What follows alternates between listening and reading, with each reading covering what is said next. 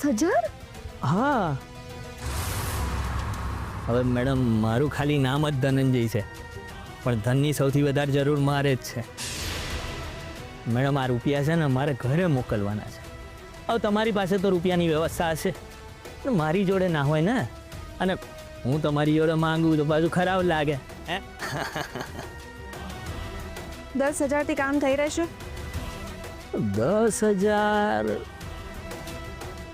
સારું, ચલો ને, ચાલશે. મારે ગામડે ના જવું પડે, પણ અત્યારે મળી જાય તો સારું. એમ છે? સારું, કંઈ વાંધો નહીં, હું અરેન્જ કરી રાખું છું 10,000. વાહ મેડમ વાહ, તમે બહુ દિલદાર છો. બાકી કોઈ કામ હોય તો યાદ કરજો હો, તાત્કાલિક. હા, એક કામ છે, પણ એના માટે તમારે અહીંયા રોકાવું પડશે. મેડમ આપણે તો જ્યાં પૈસા મળે ને ત્યાં રોકાઈ જઈએ. બોલો શું કામ છે? હા, તો હવે મારી વાત ધ્યાનથી સાંભળો.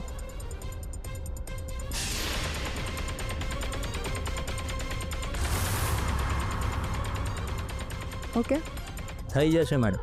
બોલો બીજું કંઈ? નો થેન્ક્સ, હું તમને પછી કોલ કરું.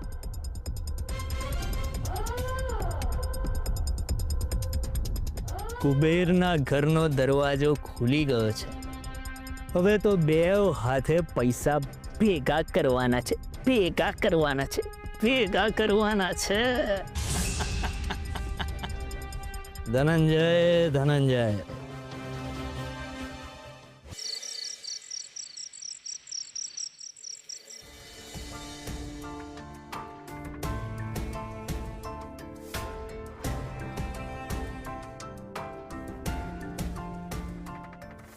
આજે કિચનનો સામાન આવી ગયો.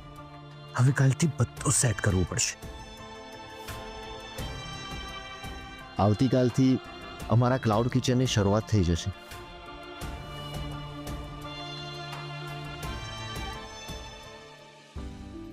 અરે, તું હજી સુધી જાગે છે? તમે કેમ જાગો છો? હું તો એ વિચારું છું કે સવાર ક્યારે પડે. હા, સવાર ક્યારે પડે અને ક્યારે કિચન સેટ કરું, પછી બધું ક્યારે સ્ટાર્ટ કરું, એવું બધું વિચારો છો ને? હા. હું શું કહું છું ભાઈ, આપણને બંનેની ઊંઘ નથી આવી રહી, તો પછી સવાર પડવાની રાહ શું કામ જોવી? શૌર્ય, તે તો મારા મનની વાત કરી. પછી રાહ કોની જોઈએ છે ભાઈ, કે સવાર સુધીમાં બધું સેટઅપ કરી દઈએ અને સવારે બધાને સરપ્રાઈઝ આપીએ. મસ્ત આઈડિયા છે. હે ને?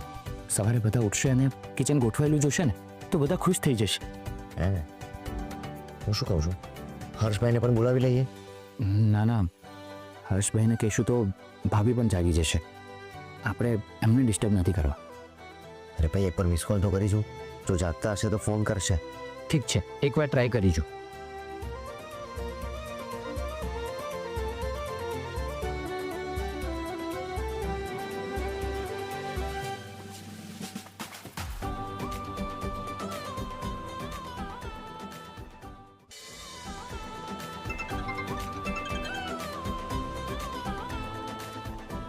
હા બોલ છો.